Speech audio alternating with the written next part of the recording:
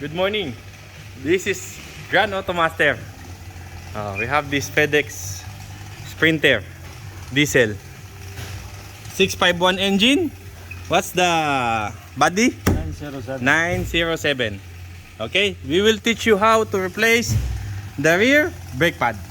Okay, because this is an electronic parking brake, and some mechanic, they don't understand how to replace that and how to adjust it. They will unfortunately break it. Okay, Noriel here will teach you how to disengage the parking brake. Okay,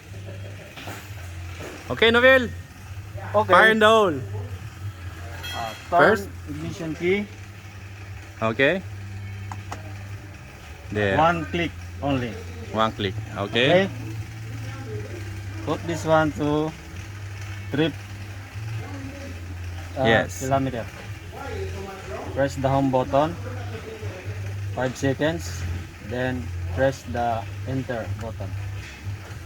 until you see these things, right? Yeah. Okay. Select which one you want to do there. Go to brake pad replacement. Brake Press pad replacement. See? and press OK. Now it's moving to fitting position. Yes. Then you can remove the brake pad at the back without damaging the handbrake motor. Okay, because this is handbrake motor. Now you can see fitting position is reached.